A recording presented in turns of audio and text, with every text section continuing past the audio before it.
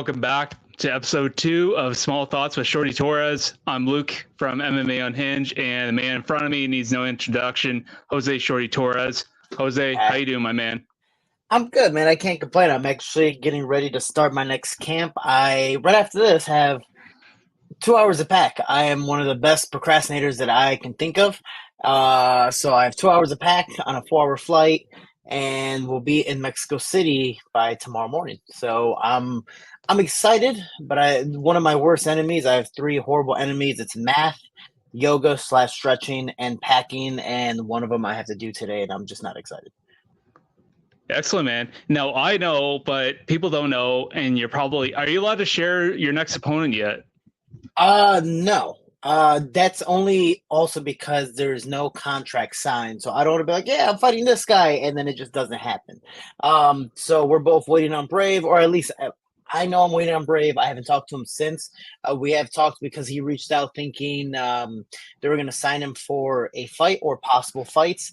And then little I know it was actually the fight me, and I was like, oh, hey, awesome, cool. Like I have no, it's an amazing fight, but I'm like, oh, this could be tough. Well, it's gonna be a fun fight. Awesome. So I hope to announce it very, very soon because I'm already leaving for camp without a contract signed. But if it happens, to me, it's a legacy defining fight. So I'm really happy about that. Yeah. So what prompted your decision to start your camp over in Mexico City?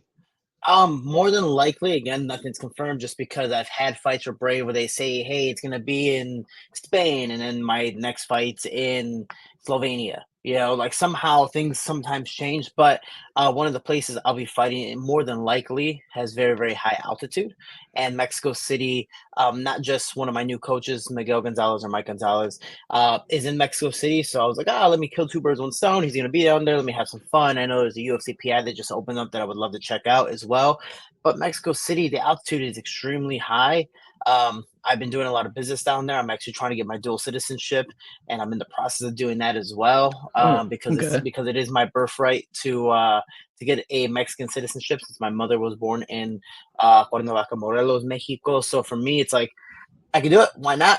Plus, if stuff pops off here in the U.S., I'm like, deuces, I'll go to Mexico. So for me, the altitude in Mexico City is extremely high, but also it's just super cheap there, man. Like, I remember Lazy Boy was having a camp for his last fight in UFC in Mexico City, and I was like, "Hey, man, how much does he pay? Some of these guys." Just wondering because they're awesome. Like, I would love to pay for this if I can, if I can afford it. And the prices that they're telling me, given maybe it's just because they're helping Lazy Boy as well, they're good friends, they saw him come up, but I'm like, that's it. Like, dude, this doesn't even pay for gas in the States. Like, oh my goodness, like this is great. I would love to, pay these guys and pay them double for the fun of it, just because I'm like, dude, you deserve this. Like, some places in Mexico are so cheap that I just feel like I'm robbing. And I'm a very natural cheap person. I want to get the cheapest thing, but I'm just like, oh my gosh, I feel like I'm robbing these people, especially with everything going on in the States where, besides just natural inflation, but people are tipping 20 to 25% now for every single meal for doing a job that you were going to do regardless. Yeah. It's like, oh my goodness. So going down to Mexico City, I just feel like I'm robbing people, and it's amazing. You know what I'm trying to say. Yeah, no, for sure. And speaking of cheap, you got to educate the man here. What's like? Does Mexico have like a national beer? That I'm honestly not too sure, just because I don't really drink that much. I mean, Tecate, Modelo, Corona. I mean, I was thinking in my mind. I didn't want to sound stupid here, but it sounded like maybe Presidente was one, but I don't think so. I think that's more. I think that's Dominican Republic. Cuba. I could be. Yeah, Dominican Republic. I think it's Caribbean. I think it's Caribbean, but I'm not too sure. But I do know that Mexico just voted its first female president, so that's a huge thing. The election just took part today, and so now we have our first female president. So we'll see how much things change in the positive and the negative, whatever the case may be, because Mexican politics are very wild, but everything's been going for the better. And I know the peso, the Mexican peso has been coming up extremely high, very well, very steady. And so Mexico's on the come up, man. Yeah, and speaking of peso, so what would be like the conversion? I don't want you to like spill out the math if you don't have to, but like what would be like conversion to pesos to like American dollars? I'm not too sure, and honestly, I think the election might change that, given in a few months, whatever the case may Yeah. be. Um, but I believe the last time, I mean, I know years ago it was like maybe 30 pesos for a dollar. Now it's maybe 19 to 16. It could be Wow. dropping very, very soon. So the peso is growing in value, and it's actually one of the longest, I think, steady pacing peso compared to every other like US, or it's not US, world currency. Like the Yeah. dollars dropped, the rupees dropped, this has dropped, the euros dropped, but the Mexican peso has stayed pretty steady throughout the years, and I think it's only going to grow from there. Yeah, well, I can't speak the same for Canada. I mean, our dollar is nothing compared to the states right now, unfortunately. Yeah, it's I like going to the states to shop. I mean, I just live, oh, Jesus, like 15 minutes. I literally can see the United States from my house. I live like maybe 15 minutes from Port Huron, so it's Mhm. yeah. So for myself, I love to go Uh, over, but the conversion's just sometimes not worth it. like, what do you see when you look out your window? Do you just see crime and like smoke and fire and somebody get Yeah, robbed or whatever the case may be? absolutely. A Everything, MAGA just hat everything. or random stuff. Abs- Absolutely, man. I see it. I see it all. Every single I'm U.S. just, I'm trying stereotype to you can cry think over, of. be like, come on over to Canada. Come on over. You're No, like, wow, I um, hurt my hand and I get to get this fixed for free. This is great. you know what though? I'm gonna spill it out right now. So in Canada, as much as it seems nice, like our taxes goes towards healthcare, right? Mhm. I've heard, and this is in Canada. I heard that it can take up to like a year or like half a year just to get a knee surgery. It's insane. But that's Canada, right? And Yeah. also everything with going on with the capital or with the taxes and whatnot, where all of our doctors are leaving. So it's really difficult. But then we like to talk about, oh, in the States, you could just get it done like next week. I'm like, yeah, but you have to pay for it. So hmm Yeah, it's the pro and con of what you want, and the hard part about the States is there's always someone better, and there's always someone that's trying to sell you, even the doctors. And you would think some doctors are, no, man, we want you to get healthy. They're like, no, we want you to get surgery no matter what, because we get paid. So it's a very big process, and I know some great doctors that have worked mm-hmm. on me that have been phenomenal. And I've had doctors that worked on me that I'm like, oh, you got me. So it's a process. I've had nothing but benefits from the places that I've been to, but I can definitely tell you some doctors, and depending on the area, are more expensive than others, and it's a very, very wild thing. Yeah, and your thoughts about stem cell treatment? I know a lot of fighters have done it, and I actually a local fighter. She's fought in Bellator, Randy Field. I think she just went to. I'm gonna get this wrong. It's probably not Singapore, but somewhere in like Asia. She went and got some stem cell treatment. I believe she had like problems with her elbow. I think she damaged her elbow, like she dislocated something. She's had other issues, and I guess she went there and she came back and she's good as new. What are your thoughts about it? I don't know much about it. I know coaches, I know some fighters have done it, especially closer to retirement. Going to Yeah, Colombia. I think Mexico does it now as well. And yeah, again, like you said, places in Asia. So I've never done it. I've always thought about it with all the little injuries I have, and now going to be 32 in August, where I'm waking up and I'm like, oh God, what, stem cell doesn't sound that bad. That's how I know I'm yeah, getting older in my career, where I'm just like, what's going to help me, still compete at my best? Because slowly I'm going to, start dwindling away from my prime, and how long can I last against, some of these young, hungry up and comers? And that's part of the process. So given I'm only going to be 32, I'm still in my prime, but I've also had 40. That was my 42nd MMA fight. You hear Dustin talking yeah, about he's had 50 MMA fights, and I think 10 unaccounted for. It's like this is an exhausting sport where, yeah, you can still compete against some of the best, but I don't want to compete against them. I want to beat them, and I want to beat them yeah, dominantly. So that's also part of the process and every fight's different. It's not just a fight where you go in there, you get hurt, you win, whatever the case may be, but maybe even before the fight, you have injuries lingering going into it. I mean,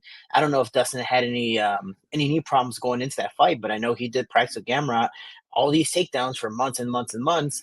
And then in yeah, the fight, even though he had great takedown defense and did very well, he tore his ACL, I believe, in the first round. So, yeah. that's part of the process where you just never know. You might be training all this, and then your body, even though you feel fine, your body was actually dwindling by the time you got in there, and then you hurt yourself. And again, it's just part of the process. Yes, you could have done things better. Things maybe could have been worse, but the fact is, you just don't know how to train sometimes. And I can definitely tell you, I've hurt myself in training camps where I don't even make it to the fight. Dustin made it to the fight, and yeah, he got hurt, but he was able to compete extremely well for majority of those 5 rounds. And it is what it is. He lost to the better man that day. But the part of the process is how long can you last in that career? And that's something I want to talk about with Dustin, where it's like, Yeah. I talked about it last week, where if he did win, was that going to be his last fight? Yeah, it would have been a Disney film type of movie, but I want to see him go out on the Shield. This fight is technically the perfect fight for him to retire, because I mean, what's next for him? Yeah, I know. He's like, oh, I can run it back with Max Holloway, maybe for the BMF belt. That would be fun to watch, but Yeah. I honestly think that would be the only fight that makes sense for him to, because it'd be for a title, whatever title you want to call it, this WWF, WWE type of titles where they're just coming up with stuff. But it would easily be a main Yeah. event. It would easily be a money fight, and it'd be a legacy defining fight. But like he said, dude, it's wars and it's exhausting. His main goal was the world championship. Now he believes, and I believe as well, that he's the gatekeeper. So how many fights does he have to win, if even if he does create a streak, to get the belt back, the opportunity to get the belt? And if he does, is it going to be Islam Makhachev again?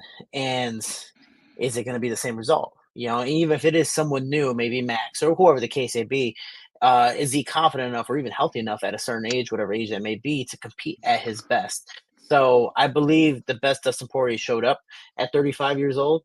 And that's still Yeah. saying a lot for him. So great for him. But it also showed how many injuries he took. Yes, an accidental headbutt. Yes, he tore his ACL and accidents happen. Just this, freak accidents, but he lost a better man that day. So I think the Max Holloway fight, if he were to fight again, would be the only thing that would be fan entertaining or even personal wise worth it. But him fighting Volkanovski, for what? Like, I get it, but dude, that's a tough fight. Him fighting any top 5 guy, those are fun Yeah. fights, legacy defining fights. But dude, he already has a legacy. What's the point of him fighting anymore? Again, I want to see him fight again. I'm not saying he shouldn't, but as an athlete myself, wh- I don't have a legacy like he does. So I want to fight, the high level guys. I don't care if I want to lose. I want to say I fought these guys. He's already done that. So what's next for him? Besides the belt. And if that's not there, then what is? Yeah, and I think you just covered everything. And the thing is, and I agreed. Like he said, there's nothing for me, and me and my family are good. Money's not a problem for him. So why, if he's not going to fight for a title, sure. Like you said, the Max Holloway fight, and I just, I think he shows what a champion is without having a belt. And he defines everything what a champion should be. He's a good provider. Like he's a good man, a good family man. He's good for the sport. He puts on good fights. He doesn't say no. Like he's a guy that is the perfect example of what a fighter and a human being should be. He does really good things for the foundations. Like I know for yourself, you do a lot of great things yourself, and with the foundation and whatnot. And it's just, he's a perfect example, and he's done everything he needs to do. There is a lot of fights out there. I mean, he could go run it back with Conor for the 4th fight, but I don't think anybody wants to see that. And it's just, he's done everything. And you know what? I think there's a bright future for him still in the UFC or any MMA organization. He could coach. He could join the team and do maybe broadcasting. Like he knows his shit, and I think it'd be great for him. I think he could still stay in the sport, because I don't think many fighters. I think that's why you see a lot of these fighters. They say I'm retired, I'm done, and then you see him come back like 2 years later, and they're just not the same guy. You look at someone like Cejudo, and he left and he retired, and he retired on top. I mean, he looked like that guy that no one was stopping him at flyweight. And next thing you know, he comes back, and I just don't think he's the same guy. And you see so many, right. and you see so many guys and I would say ladies, that come back, and it's like they let the sport retire them because they have such a hard time leaving, or they're not financially good, or whatever's happening. And And I'm glad that Dustin's recognizing that. And as much as Dustin did actually look good, considering he tore his MCL or ACL and probably had other things going on, and the fact that he stood there for almost full 5 rounds with Islam Makhachev, there's nothing that you can. There's no reason for that man to hang his head. He's got nothing to be ashamed of. That man, he's done everything, and the best to him. With that being said, there's multiple different topics. So if you look at Ronda Rousey coming back, I think is a really, really good example. Or even Henry Cejudo, like you were saying, they hit all the goals that they wanted to, and you get hungry when you're gone. You're like, man, I got this empty plate. I thought I was going to be good mentally, but you're not. And then you finally come back, but then you're like, actually, I'm still full from the last time. You're not as hungry as what you once were because you've already achieved everything. For you coming back, why do you want to achieve what you already had? Like, it's nice. It's nice to say, like, oh, I'm back. Like I never left. But the fact is, the hunger is the scariest thing in the sport. And that's something I personally had to deal with. And that's why I bring it up, where it's like, why do I fight? For me, I want to create these legacies. For me, I want to, create a different source of revenue. I want to use my money for other people, myself, future stuff. Dustin, for example, said, he goes, I don't need the money.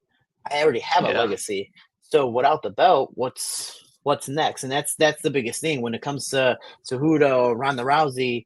They already had everything. Plus, my high school coach used to say, rest in peace, Steve Eckert, he would say, man, Shorty, if you don't compete in the off season, you don't get better, you get worse. You don't stay the same. A lot of people are like, I stay the same. I'll come back next year and just kind of, leave where I left off. No, the world passes you up as you stay in the same place. That means you're technically getting left behind. So with that being said, you're not getting better. You're not staying the same. You're getting worse. So when Ronda Rousey, Cejudo came back, this sport is still evolving. Yeah, you're still great, and I'm not saying you're not, but the fact is they're now getting to your level and slowly passing you up while you decided to try your best to try maybe to maintain, but you're also not as hungry. So I'm telling you, hunger and motivation make you do some really, really crazy things where I look back at myself personally in college or in the sport or whatever the case may be, and I'm like, I have no clue how I did that. Like, I have no clue how I used to cut this weight with so little knowledge of, Monday.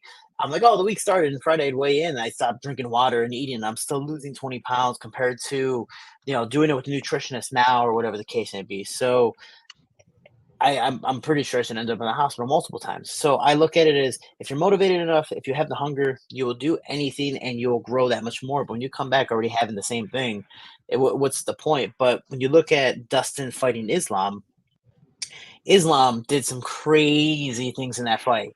And Dustin he reacted so much better. He hit a switch in the fight, which I thought was amazing. And he was able to get out of the back control multiple times and do a lot of different things. And Islam, I'm not saying is better than Khabib on the ground because I've competed with both of them, and given that was years ago. But the fact is, Islam showed some really, really high level stuff, and Dustin showed that he learned so much from that very first fight, and then working with Gamrot up until the second fight the first fight really with the Islam, the second fight with the Dagestani champion. So for him, I think Dustin looked the best, but Islam showed how great he really is because, man, Dustin survived and Islam just prevailed. And I think the biggest question, because I do a Sunday question day, is who's better, Islam or Khabib? And I think there's no characteristic. I just think it's a very, very different style, as Islam doesn't mind being on his back foot because he's a striker as well. He's a very good striker, and I think easily a better striker than Khabib, because Khabib, not saying he's a bad striker, he's just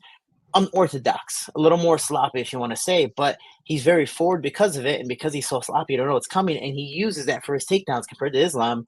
He doesn't mind being on the back foot, and he doesn't mind if he gets the takedown or not. He's ready to stand with you, and he uses his really good stand-up for you to forget, oh, man, I forgot he's a wrestler. And that's why you saw Islam every once in a while just, I'm going to grab a single and take down, Dustin, or at least put that into the game and mix it into a full-rounded MMA fighter compared to Khabib, where you knew no matter what, he was going to take the fight down to the ground, unless you're Eli Quinta. Yeah. And you know what?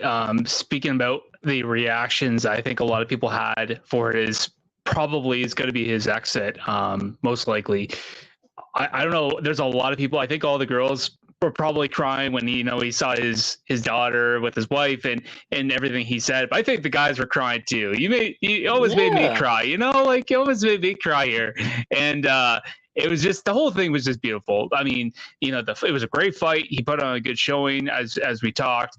everything with the family, the reaction, hit the emotions that were probably coming out of this man, and just the things, the way he carried himself after the fight, even when he was sitting on the ground and Coach Khabib comes up and picks him up. I mean, this is what it's all about, man. Mm-hmm. And I'm getting emotional talking about it. Like, Khabib coming up and talking to, I didn't get the dialogue, but pretty much it was like, hey, good fight, blah, blah, blah, blah. And just the respect, this is what the sport's all about. It's all business at the end of the day. And he talked about it, and I actually shared it today when it comes to gratitude of the sport. Like, for him, he was happy with his performance. He said every round, I thought I was going to win. I thought I was going to find a way to win. Yeah. And at the end of the day, he tried his best. He failed, but he's happy with his performance. The better man won that day compared to the woulda, shoulda, couldas. And that's why he had so much gratitude at the end of the day. Same thing with Conor when he lost. Same thing with Dominic Cruz when he's lost. They had those really inspirational speeches after a tough defeat where you're like, yeah, what can I say? The better man won. I did a good job, and it is what it is. I wish I could have done better, but that was my limit, and that was it. That was the best I could do today. Maybe another day I can prevail, but today wasn't my day. You had to take those wins, the losses, the wins. So, got to just go back to the drawing board. And for Dustin again, that's the hard thing, man. Like when you've already made so much money, and I personally believe I would love to see Dustin now transition into the celebrity events, the celebrity boxing. He's a good boxer. That's what he does. So why not have him in a Misfits boxing event, a Thriller event, have him fight Jake Paul, have him fight Logan Paul, have him fight a Paul, anyone. So it's the fact of he's so popular now, especially with that type of send off. I think at this point, especially with maybe 3-4 more years of competing, let him enjoy himself. There's no reason to fight these really high-level guys in MMA if there's no goal at the end of the day. Like, yeah, it's a legacy fight, but he already has a legacy. He's going to be in the Hall of Fame no matter what. He's beaten some really high-level guys, and if not, he's gone to war with really, really high-level guys that are going to remember him forever. So have him do these celebrity events, make a ton of money, have easier fights, or at least worse than the worst, have it a boxing match to where I know Dustin would love that just because he's a boxer at heart. Like that's something he always wants to do. He hates it when it goes down to the ground. He's like, I got to do this again. No, I want to stand and bang. And especially with his little Philly show doing this, like have Dustin do a celebrity event. I would love to see him fight, Paul for sure. But, maybe another MMA fighter, maybe another older MMA fighter, Nate Diaz fight, Masvidal fight, whatever the case may be. But I think that'd be cool to watch because he's a name. He does really good on social media, and knowing him, he'll probably donate a bunch to charity too. So why not make that event? You know what? You brought up a fight that could have happened and should have happened. It was Poirier and Diaz, and they were gonna fight. I think that would have been just a terrific fight.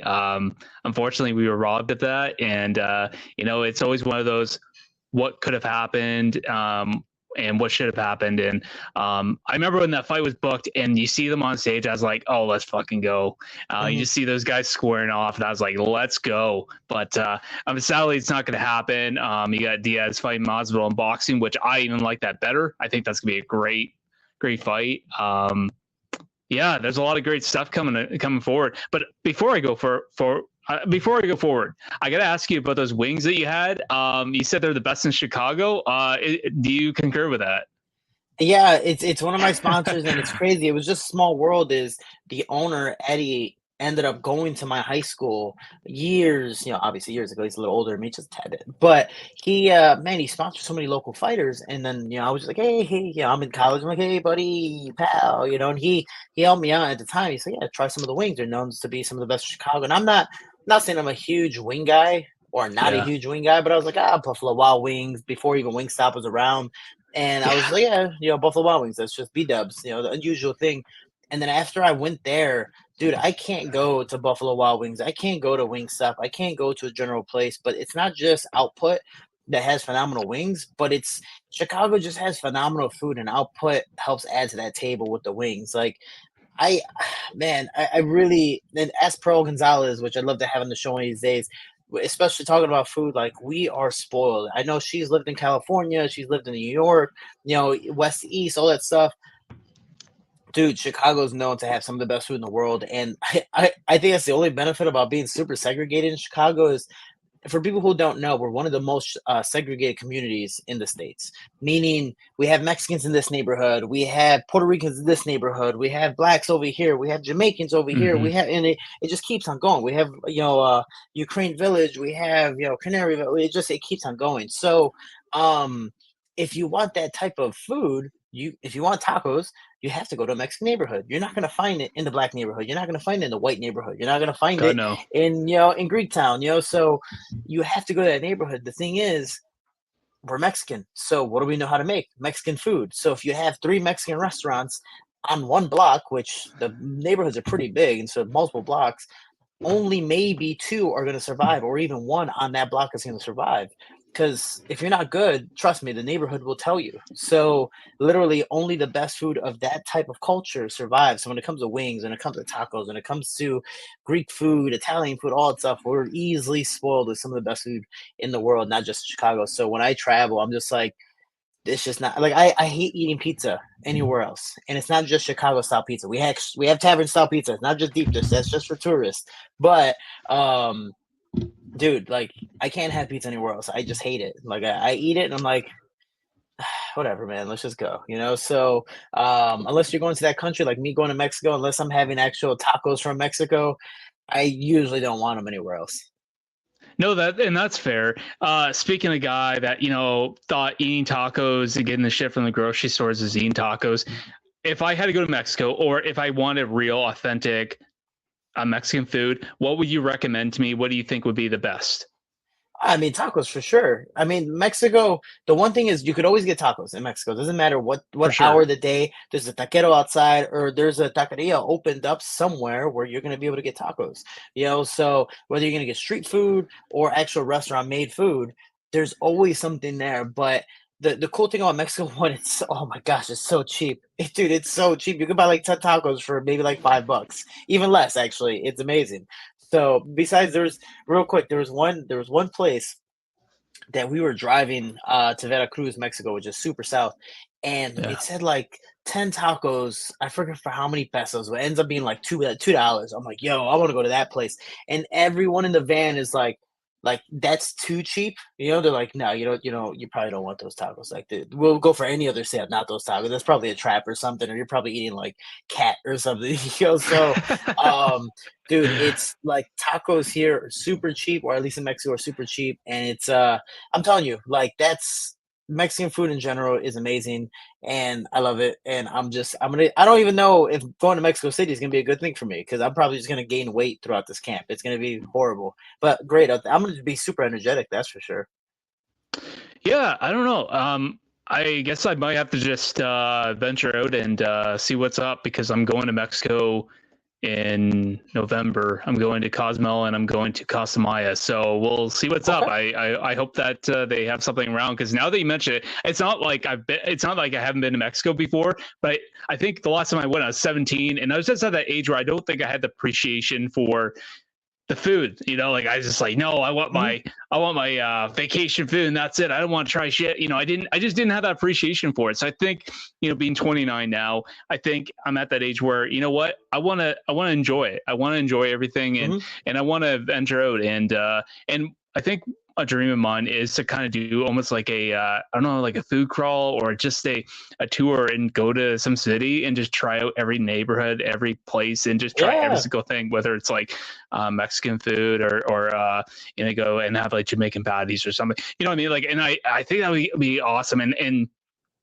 as I gotten older, there's things that I thought I was afraid to try, or things that I just didn't want to try for whatever reason. And then I think about it, I'm like, what, why wait? Just do it now. Just try it. Just Mhm. do it. And I feel like I'm gonna regret it. So yeah, man, I'm definitely gonna try if I can. I don't know where to go if I do these 2 locations, but we'll see. We'll see what's up. I'm not a fan of certain types of food, but for me, especially when you're going, man, like just try it. I can tell you a fun story just because I'm a person that doesn't mind doing stuff. Just especially for the story. It's like doing it for the gram, but I do it for the story. I went Yeah. to um Kazakhstan, and they're like, "Hey, brother, like we're gonna feed you horse." And I'm like, okay, and over there, like the horses have steroids, so they're like, yeah, we only give it to our athletes. So like, it's in a sense giving their athletes steroids. And I'm like, yeah, sure, I have a piece of horse. I'm like, man, this is really rough and just like, ah. And they're like, oh yeah, I'm pretty sure it was like horse milk. I was like, dude, I didn't even know horses made milk, Oh and my it gosh. was. And I remember they're like, yeah, we give it to our Warriors. And me, I think it was Jay-Z Cavalcante, and I can't remember, it was Gilbert Burns or his brother. And they're just like, try it. And dude, it looked like it was fresh out of the horse, like still bubbly, like all that stuff. Oh my gosh. And we're all looking and we're just like, no, damn it, And they're like, Shorty, try it. I'm like, and I tell you, I'm pretty sure it was horse milk, but I really hope it was horse milk. But I remember trying it and it tasted like a week old sour milk where like it's super sour, but Oh, not like chunky, like before it gets chunky, it's like that sour, but mixed with like 7 Up and like bubbles from the 7 Up. Like it looked like it was okay. just mixed up. It looked like sour milk or tastes like sour milk and 7 Up mixed together. And I remember trying it and they're like, yeah, brother, we give it to our warriors. And I'm just like, oh, dude, I'm not worthy of this. Like somebody and no one else, Jay Z and Gilbert, no one wanted to try it. I was like, yeah, cool. It's just me. But it was one of the worst concoctions I've ever had. But people love it. So just being able to go out there and try different things and have fun and you never know until you try it. You never know what's your favorite thing on the menu until you try everything. So go out there and explore. Yeah, for sure. And speaking of which, for yourself, when's the next time you're coming to Canada? I've actually never been to Canada. What? I've No always kidding. somehow, yeah, I'm from Chicago. Like I can drive 6 hours and I'm there. But About six I've hours. always, Yeah. I've always wanted to go. One of my friends who is like one of my fighters of mine that I sponsor and that I personally help and coach, a best friend. He's supposed to be fighting in Montreal. Now, Yeah. most promotions allow you to fly one person in. He's been having a person like work with him personally in Vegas. I'm like, dude, take him. Like, as much as I'd love to go, take him. Like he deserves to go.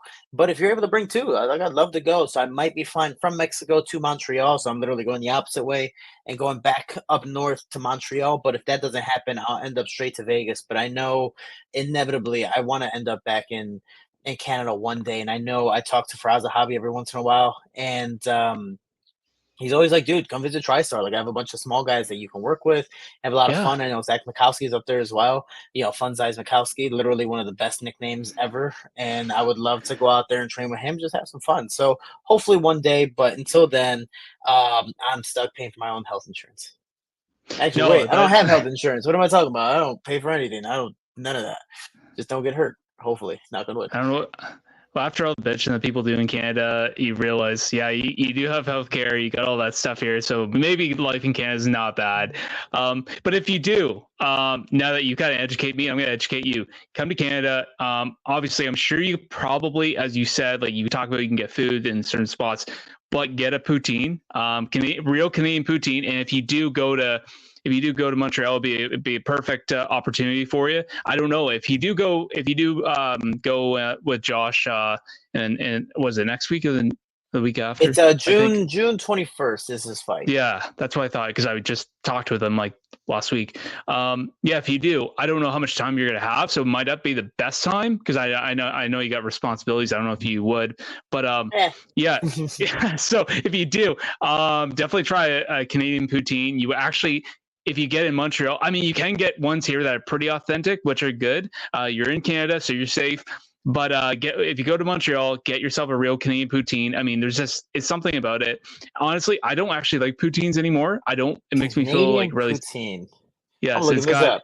so it's like just regular fries, and then but it's not just cheese. It's cheese curds, and then brown gravy. Hold on. Yeah, Not recipes. my man's looking it up right now. He's like, well, now I have to check Is it. that? See what's good. That's it. Oh. Yeah, that's it, man. So that's obviously like a big thing in Canada. Obviously, it's very typical, Canadian thing. But another thing that I personally, I don't think I've ever have, but I can just say right now, it probably sounds good. And I think even Josh, I recommended to Josh. And I said, well, man, if you have the time and they don't fly back too quickly, get yourself a beaver tail. And he's like, well, what's that? And I said, it's like fried dough, sometimes like smothered in like, it's almost like a donut almost. but it's like a long floppy. It looks like a beaver tail, quite frankly. I swear I thought you were talking about a real beaver tail. I was like, really? No. Dude, I mean, I'll try it, but damn. You eating horse meat in Kazakhstan, and I'm like, and you're eating beaver tails in Canada. So, dude, I've eaten some bad stuff, but yeah, no, Dude, it caught me off guard. I was like, dude, seriously, we can have beaver tails? Like, I didn't know that was a thing. I thought that might have been illegal or something. I mean, I don't know. You might be able to kill a beaver and eat its tail. I don't know. I don't know if it would taste good, but I mean, there's always a first for everything, brother. Yeah, you put the right seasoning on it. Why not? Yeah, but other than that, and you got to get some real maple syrup. It's a real thing in Quebec. As much as we talk shit about people from Quebec and them speaking French Canadian, all that jazz, they do produce real maple syrup. So there's that as well. That's like the three things that Canada is proud of. Everything else we just steal from every other nation. So that sounds accurate. Yeah, I mean, aren't you guys proud of Drake? At least Drake. You know, you got to be. I mean, I don't know about recent stuff, but yeah, at least Drake back then you'd be proud of, right? I think, you know what? I think he's proud. I mean, other than he, every bet that he does and every fighter, it seems like there's the Drake curse. I don't know if you know about that. Yeah, no, that's pretty close. And this is why I'm glad I'm not popular enough to get a Drake bet, but you know, whatever.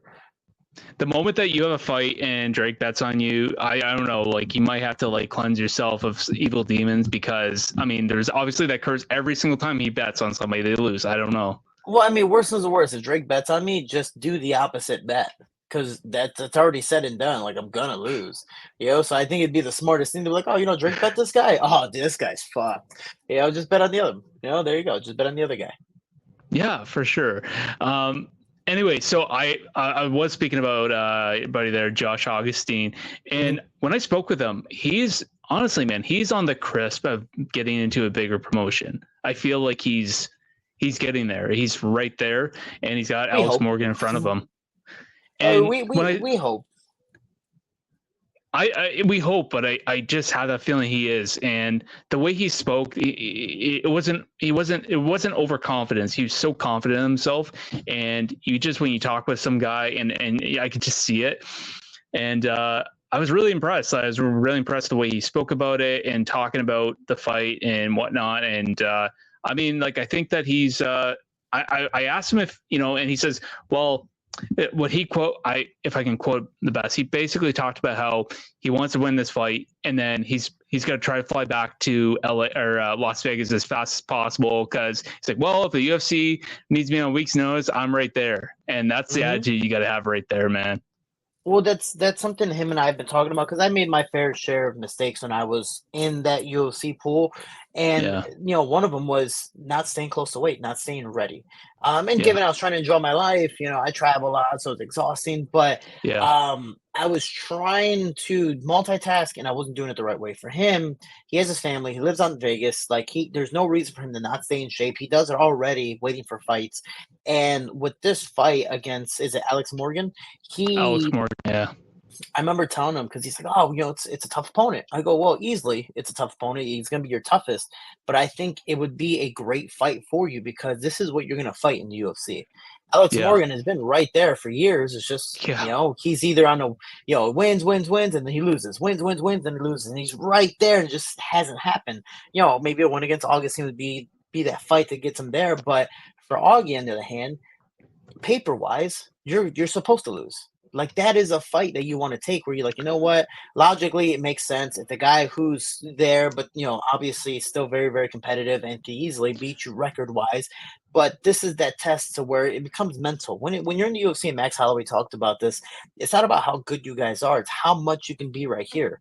Once you get to a certain point, you all train the same. You all have the same talents, the same techniques. You know what's going to happen in the fight. But can you be mentally there and show up fully to compete at your best? Because if you're not, you're going to lose every single time. I've had my faults.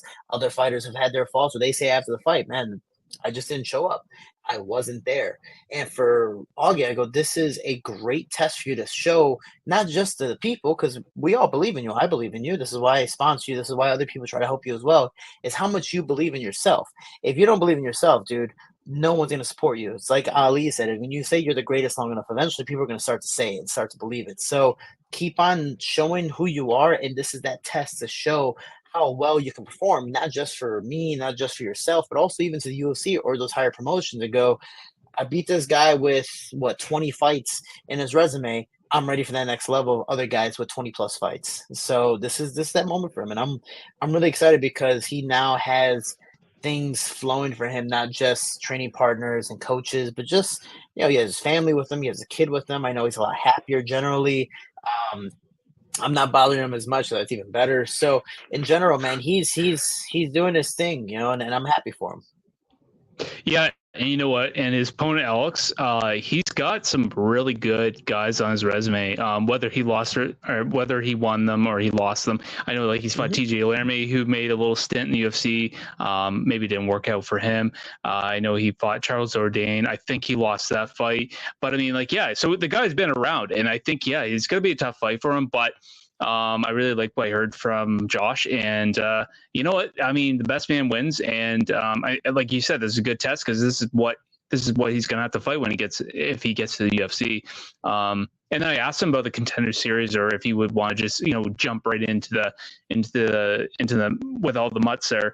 And I do like the Contender Series, but I sometimes feel like that doesn't always give you the exact representation of a fighter. Like, sure, you get a finish and you look good, and you see some guys that go on to win the title. I mean, you got a guy there in Flint, Michigan, I believe. Flint? Is it Flint? I think Flint, Michigan, and he won the title at like heavyweight. I mean, you've seen some guys get really, really close, or some ladies get really close.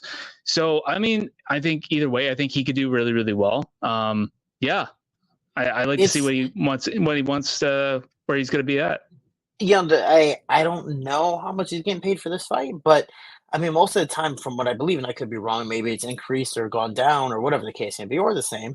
I believe you're making like 5-5 in the Contender Series. So for most Yeah. guys in the regional scene, you're not making that much. And if you're ready, dude, why not take the fight? Like whoever you fight in the Contender Series is more than likely the level of people you're going to fight in the UFC, anyways. Yeah. So if you're ready, why not prove it? Show that you can compete, and especially for a paycheck, why not? But if you're not ready and it just doesn't make sense, the biggest thing about those guys like Joshua Augustine and all the guys that are right there, that pinnacle of getting to that next level, is they want the perfect fight. And the sad thing is, dude, the rarity of that is there's no guy that's going to be 10-0 or 15-0 that you believe mentally, oh, this guy sucks. He's like, you're always gonna be like, this guy's tough, and it's gonna be a tough fight, whether you believe you can beat him or not. No matter what, there's gonna be good fights, or there's gonna be an opponent that the UFC wanted to highlight, and they're trying to use you to prove that. Well, prove them wrong. If you really believe you're one of the best in the world, sometimes, and given it's all timing, but maybe that's your time to take that fight. And if you really believe that it's not a good fight, then don't take the fight. Take another year, work on yourself, work on your training, all that stuff, and then get back to the Contender Series. But know that once you go to the Contender Series or make it to the UFC, or again the other promotions, PFL, Bellator, and higher, Brave as well, you're going to compete against some of the best. So whatever their record is, you got to be able to have full faith in yourself and your abilities as well. And again, like we talked about earlier, you got to show up. So there's no perfect thing, because I know a lot of fighters that have been 9-0, but competed against people and made it to the Contender Series, and then get knocked out or tapped out or just look like crap because they've never fought someone at that level. And even though the guy they fought was maybe only 5-0, and you're 9 or 10-0, these guys fought killers, or they had an extensive amateur career. You were 9-0, 10-0, but fought and ran through everybody, and finally you faced another brick wall. You got stopped. So that's part of the process, and that's why I say sometimes you're gonna have to take those fights where you're like, oh, well, this is a tough one. I don't know if I'm gonna win this one. And those are also gonna help motivate you, hopefully, to show how mentally tough you are and physically tough you are. Because if you don't want to take those fights, dude, when you get to the UFC, that's all you're gonna be fighting. So you got to do that now, because you want to practice before you get to the work, before you get to the job. Because if you don't have any skills before you get to the job, it's going to be a tough day, and you're going to have those highlight reel knockouts, and you don't want to be a highlight reel. Yeah, for sure. And you know what? He's fighting for Samurai MMA, and I gotta say, man, for someone that lives in Canada, I'm glad to see there's a newer promotions coming out in Canada, because for the most part, unless I'm stupid, I don't think there's a whole lot of promotions going on in Canada, and I don't understand. I don't get it. I guess like the only explanation is I talked with who was it? This was like maybe late last year, and he mentioned he fought under, I think, Masvidal's bare knuckle like MMA. Yeah. Jesus, Jesse Ronson. I talked with Jesse Ronson. He says, he's like, I don't think it's big market in Canada because all they care about is hockey and whatnot, which is partly is true. But I'm just like going back to what I was saying, like I do like the fact that Canada's really making a bigger market with all the regional circuits that they're doing in Canada. Like you got Samurai. I don't know. They got BTC Fight Promotions, which is doing very, very well. They've had a lot of good people like I know, I'm trying to think of her name. Godinez. I know she's in the UFC doing really, really well. I think she's training in Mexico City with the champ there. They've done very well with producing all these fighters that have gone on to discover greatness. And so I'm really happy to see it, especially for myself, me trying to get live events. It's hard for me to travel. So if I can get one that's somewhere in Ontario, that's amazing. But for whatever reason, they're sticking in Mississauga and Toronto and all these places that are like 3 hours away. And I'm like, I just don't want to make the drive. I know. And they invite me out all the time. Like, oh, Luke, you do really good stuff for our fighters. We really appreciate your support. And like I always, they're like, hey, well, we can send you all the the media stuff. I'm like, nah, I'm sorry. It's like 3 hours away. I just can't do it. So until they get one that's like closer, I'm like, okay, I'll do it. So the guys at MMA Unhinged like, Luke, you thinking about doing any Canadian live events? I'm like, I wish I could, but I don't live in Newcastle where you got the Cage Warriors and the what was it, Cage Warrior? Yeah, they got the Cage Warriors in Newcastle all the time. They have like all those promotions going on and under the UFC Fight Pass. And so I was like, I wish, but I don't live in Newcastle. I don't live in England, so I can't do it. Unfortunately. No, it's definitely a process, and I mean, I'm traveling. I know hopefully I'll be going to some events in Mexico while I'm down there, and same thing when I go to Vegas, tough enough, and whatever shows that are around. So it's a process. If you can make it, make it. If you can't, damn, because I don't know if it's your luck as well, but sometimes there's always something that happens at these events that you don't show up to, but every time you do show up, you're like, it was okay. I didn't really need to come, So it's sometimes you just need to go. Well, you know what? So speaking about BTC, I'm not here to shit on them. Okay, I don't think it was entirely their fault. It was just the venue and how everything was set up. Okay, so pretty much they had one in London, Ontario, and it was I can't remember who headlined the card, but anyway, so I wanted to deal with the media and whatnot. I was talking with Jasmine Jasvidius, who's in the UFC right now, and I had to pull her aside. Like she was cornering somebody. And so I had to pull her aside. Like there was no like little section where they say, okay, if you're media, we'll have a spot for you. You have your cameras. You can just pull people aside, or respectively, right? And you can do, there should be like a spot where they send fighters, and then you can go up and you can have your couple of minutes with them, and then let them, they just had a fight, right?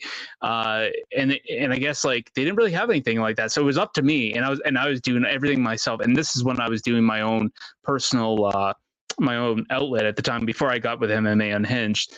And so it was really like, I felt really bad, man, because there's one guy, he just got in a 3-round fight and he had a big gash on his eyebrow. Like he was just like, you could just tell like, man, I really feel bad asking this guy, but no, he was really, really good.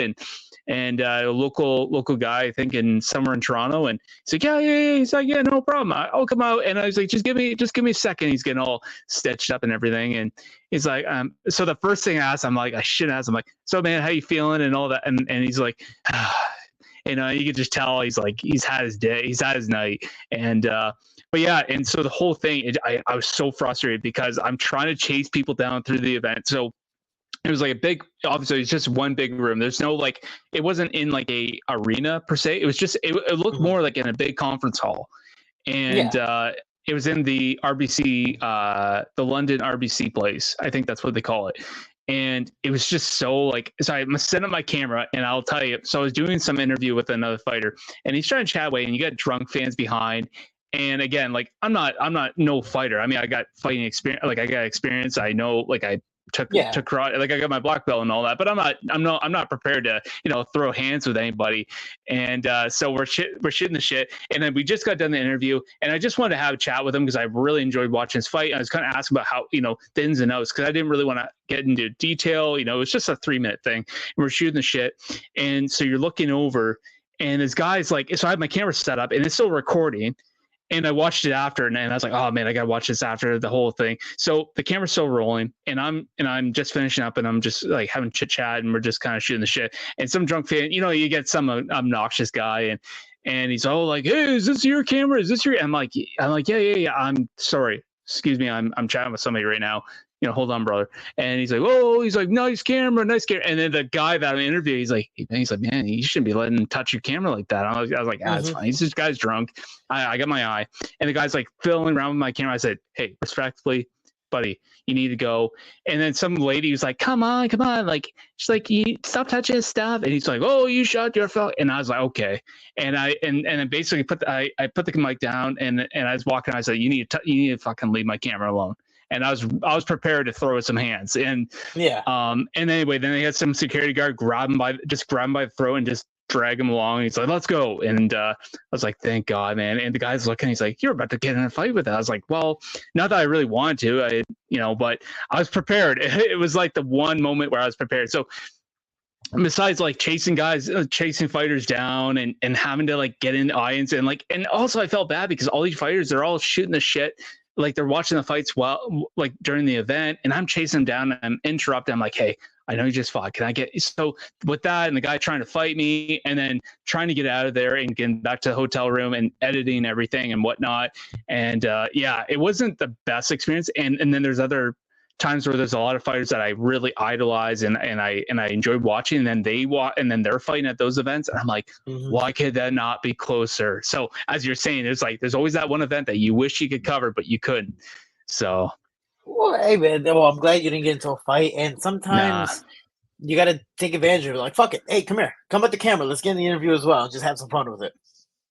Yeah, no, and I think at that time it was more myself, man. I was getting flustered. I was getting pissed off with how everything was. And I think the combination, I was just like, it wasn't him. It was me in that moment. I knew that wasn't, it was on me. Right. So yeah, other than that experience, it was different. And man, it was my first live experience. My first time ever doing a live event. And I'll tell you, I was like bullets were falling, like sweat bullets are going down my back. I was so nervous. I was like, man, what if I fuck up? Because this is like I'm not sitting behind a camera chatting with somebody where I'm like, okay, can I ask you that again? I mean, normally I don't mess up, but if you do, it's like you're out in the public, you don't want to look like shit. So there was so much of that. And that's probably my first experience. Last week I did an interview with some really cool guys from Mauritius, and we were just recapping my fight. Who is it again? Just an interview from Mauritius, the island that I fought. I fought in Africa, and that was the island. Oh, okay. Yeah. And so, I did a podcast with them, and I'm driving. Like I just couldn't stop. I was like, so I'm driving. I'm like this, doing the interview, which is super illegal in the States. And I'm doing this interview, and I went to say city, but I don't know why. I guess I slurred my word and said titty. And I was like, yeah, man, I can't wait to go to that, the great titty of this. I was like, you know what? Fuck it. I would love a titty too. But anyways, a city. And I was just, I just roll with it where, fuck it, man. You just got to have fun and just kind of go with it. That's the hardest part, especially because I know when I first did my first interviews or even interviewing people, I was kind of like, oh man, I hope stuff doesn't come out, or especially now I get canceled for saying some crazy stuff. It's man, sometimes you gotta be yourself. You gotta have fun with it. And look at you, ever since that one event, you've obviously been able to roll with the punches, and you're still here, so that's a good thing. Yeah, and you know what, like I and I've learned a lot, and also I look towards other maybe independent or other journalists have done it, because this is just a part-time thing. This is what I just do. Like I enjoy it. I love what I do. I'm a full-timer with in the field that I'm in, and this is just side gig, and I like what I do, but I also like my full-time job too. So I kind of have to balance the two, and then I got my training, I got everything, and no, I really enjoy what I do. Like, have you ever had someone interview you and you could just tell they're being so unprofessional, and you're just like, yeah, I'll do the interview, but it's like, buddy, I mean, bro, I usually say yes. So I've had random people just message, because I answer every message request, even if I don't want to. And I'm like, hey, what's up? And it's usually like a college kid or somebody like, hey, I'd love to interview you. And I've had interviews of like teenagers that just want to do this. I'm like, yeah, sure, I don't care. Like, why not? And I end up like interviewing them, or I'm like holding their hand for them to try to interview me, if that makes sense. And where I'm like asking myself the question. I'm like, oh man, if I were doing this, I would love to ask, and then I'm kind of like babying the process, because I've had so many interviews. I'm like, okay, I kind of generally get the gist of it, but I've had really unprofessional interviews where it's more like offensive, where I'm just like, dude, I don't even want to do this. Like, I just want to answer this one question answers and just go home, because this is annoying the fuck out of me, So where it could be the same question, like, so what do you think about your fight? And I'm like, oh yeah, this, that. I'm like, okay, cool. So your fight is this time, right? And it's like, yeah, it's my fight's this time. They're like, so you're fighting here, right? I'm like, yeah, it's like when you have a fight and everyone asks you when you just posted the poster of all the information. Like, so you ready to fight? Yeah. Who are you fighting? The guy in the poster. Are you ready? Yeah. What do you think about your opponent? Oh, well, this. When is it? It says on there. How do I watch it? It also says on there. So is it for what promotion? It also says, and it's like, dude, don't ask me questions that are right on this thing. So I've had interviews like that where it just more annoys the hell out of me, especially when I'm cutting weight.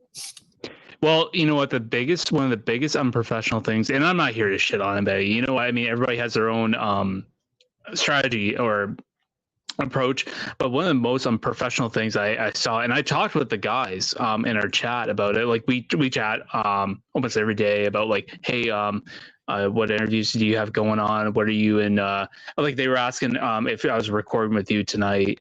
We were just talking with this group called Millions. We're trying to collaborate with them. So we shoot the crap all the time. And there was somebody that was trying to get an interview with a fighter that we were chatting with, and we were just chatting with them in general. And we just saw a post, and I sometimes like to read the comments, and Lenny was reading comments, and so I read through it, and they asked something like, it was the most unprofessional. Like, yeah, it was almost like they're talking to him like they're their friend, like their buddy, like they'd known each other for years, and almost sounded something like, so let's go for an interview. It was something so unprofessional. And I was like, bro, you can't do that, man. Like, email them, like, be professional. Like again, maybe they do know them, but it's like you can't do it like that. You can't do that. Like, you can't take these people. Like, I know they're fighters and maybe you idolize them, but these are human beings, man. Human beings. These guys are, at the end of the day, when you're not in the cage, you're just a human being. Like, you got your life, and or like you get some people that yap, and I think as a fighter, you have to expect that there are going to be people that are going to say whatever they want to say. I've asked other fighters where, like, for example, like, how do you respond to, like, if you lose a fight, or if something happens in a fight and say a lot of people thought you lost or it was really close, and you get those people that message you and really not just, I think you lost that fight. What the hell, man? Like, you get guys that, or you get people that really hammer, like, man, you should fucking give up because you suck. And it's like, or like, man, I'm coming after you and your family. It's like, you don't do that, man. Like, and I've asked, and there a lot of them say, like, you know what, it is what it is. I mean, they want to talk, they can come on over and we can talk about it. Or like, I've had guys respond and say, I'm a fighter. This is a life I chose, and you're going to have fans that are going to be upset, or you're going to have some fans that are going to be really humble, or you're going to have fans that are just awesome. And that's the life. Yep. It's I mean, even my last trilogy, I've had that where the first fight was split decision. get those hate messages. Oh, you lost that fight. Yeah. I'm like, well, okay, cool. Like, it is Your what it is. No opinion. matter what, I got the win on the record. And then I lose the second fight because of cuts. And they're like, yeah, you deserve to get your ass kicked. I'm like, dude, I already got my ass kicked. Like, can we let this go? Like, you got what you wanted. And the third fight, I believe I win. And now people are telling me, they're like, oh, I thought you won. It's like, thanks. Me too. I appreciate it, because no matter what you tell me, it's still going to be the loss in the record. So the Yeah. fact is, there's things as a fighter, and I mean, we kind of learn as it goes on throughout our career, where it's like, oh yeah, I forgot that's part of this. Where it's going to get hate mail, or it's going to be this, going to be that, and it's just, no matter what, there's always going to be haters. There's going to be those super lovers or super fans, and hey man, you gotta take the goat to bed.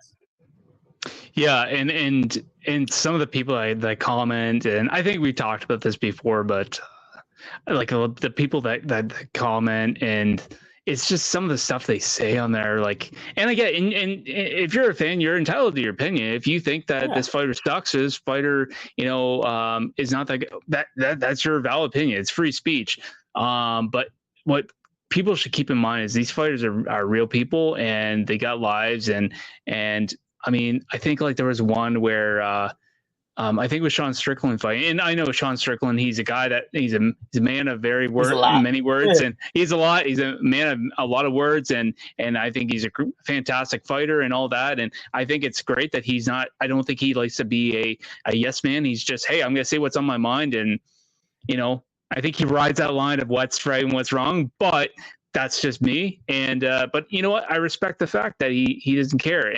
But you get people on there, and they start that division of people online, and then it doesn't become about Sean Strickland anymore. You get somebody that says, "Yeah, fucking yeah, Canada or America," and they have another person like, "Well, he's a racist, and he's got everything against gay people," and it's like, and then as soon as that happens, you're not even talking about Sean Strickland anymore. You just got the fans going on it, and they're like, "Oh yeah, blah blah blah," and they got them chirping online, and they're messaging, DMing each other, and it's ugly sometimes when you see the crap you see.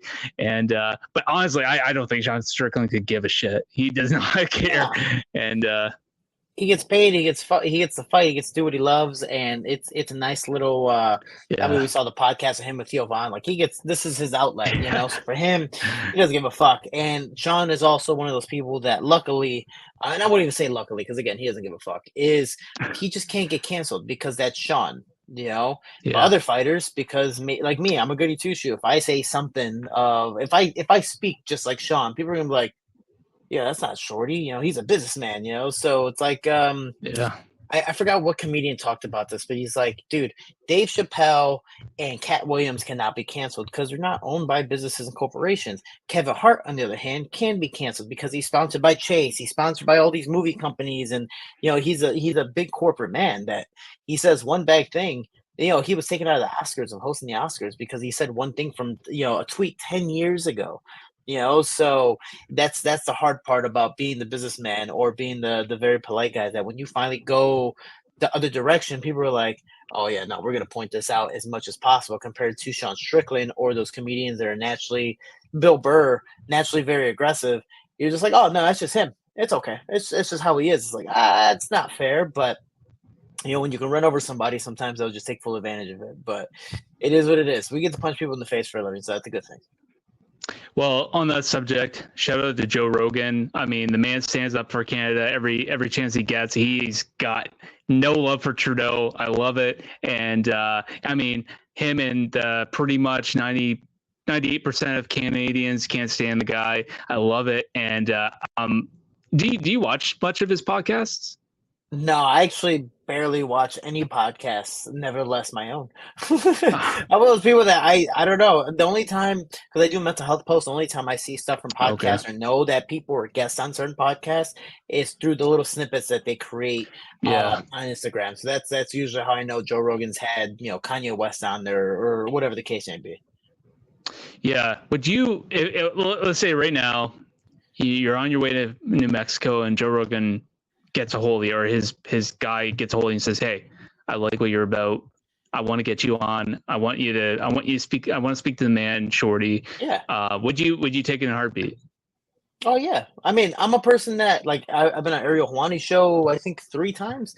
Anything that can get my name out there and promote what I like to do and just show off who I am as a person. Dude, let's have some fun. Or even with Joe Rogan, let's just shoot the shit and just talk. About whatever the case may be. So for me, that's why I say yes to almost at any interview because one, you never know what opportunity can come in front of it, and then two, Yeah. like it's just a fun time. I'm a little yapper ADHD kid that just likes to have fun, talk shit, and just have a good time. So for me, if Joe Rogan's like, dude, come on here, that's a goal of mine. I just hope to get to that point in my career that I can be like, yo, I get to talk to Joe Rogan. He's commentated one of my fights before, so I'd love to eventually be able to go and yap with him on his show one day. Absolutely, man. Listen, we're running out of time here. So, Jose, I know you're going to be traveling to Mexico pretty soon. So I just want to say, I'm sure I'm going to talk to you sometime this week, but until then, safe travels and everything. And, you got to send me some snippets of you eating some nice, authentic tacos over there. There's, 10 for $2 tacos. And, yeah, dude, and the next interview is actually going to be in Spanish. It's gonna just all this on the wall is gonna be in translation form, or there's gonna be geez, subtitles in Spanish in the bottom. I better get going on my my Spanish here. I Yeah, know very same. little. I know very little. I literally, because I'm not fluent and I'm super Neither lazy am when it I. comes to the mental. So like, I bought a book that's like Spanish in 60 days. So I TikTok. So la cucaracha cera. Shout out to her. But I'm literally gonna try this, and it gives me a timeline of like, you know what? I'm gonna try to learn Spanish in 60 days, or at least get that much better. So for me, I hate reading. Like I'm an ADHD kid. So for me, reading, I'm like, get it. Like I was just like, yeah, squirrel. Like I'm that kid. So for me, and especially being in Mexico, I had no choice but to practice. And for my coach Miguel, who I'm gonna be staying with, he goes, just to let you know, you're gonna be in Mexico. I'm not going to you in the States. He goes, in the States, I'll give you the credit of like, all right, I gotta speak English. He goes, dude, you're in Mexico. You gotta speak You're in my Spanish. I'm like, fuck. hometown now, boy. Yeah. I'm like, fuck. All right. I mean, I could speak Spanish. I'm just super lazy. Like, if I know you speak English, I won't speak Spanish because I'm like, dude, I could easily speak more productively in English and you can translate for me. But like, for example, Lazy Boy knows no English. So I have no choice but to communicate with him, and I get through and I have a great conversation with him for the most part. But every once in a while, I'm just like, oh man, there's that one word is the most important word of the entire sentence. Yeah. I'm like, fuck, Yeah. hold on, pull out my phone, translate it real quick, and put it out there. But I want to get fluent and I want to be able to eventually teach seminars fully in Spanish instead of having a translator. But it's part of the process. So I'm enjoying it. I'm getting better, and I'll be in Mexico 3 weeks. And I can tell you, when you're put in there, when you're immersed in there, you have no choice. And that's why you see, Valentina Shevchenko, speaking fluent Spanish, where she's commentating in, I don't know if it's Univision or Telemundo or whatever network in Spanish, but she's on the Spanish network speaking fluent Spanish, commentating. I'm like, yo, this is awesome. Or Brandon Moreno, when I first met him, all he knew was Spanish. And now, given he has money, he's been focusing and doing what he needs to do, but he's speaking fluent English enough to where he can commentate on ESPN. So I want to get to that point, and that's my inevitable goal. So those people, inspire me to do that, and that's why I bought this book, and I don't want to read it. Well, keep reading. I know you're. I have I have full faith that you'll do fine, and I'm sure you know a lot more Spanish than I do. So, I hope. Anyway, man. Like I said, we are running out of time here, and it's always a pleasure chatting with you, Jose. And yeah, man, I think maybe next time I chat with you, you're going to be in Mexico, so we'll have to figure out what we're going to do. But it's always a pleasure talking with you, man. And we're going to cut it here. So just good luck with everything. And like I said, safe travels. And this is episode 2. So for people that don't know, go follow us on MMA Unhinged on YouTube and Facebook and Instagram. So check out our next episode there. And we'll see you guys next time.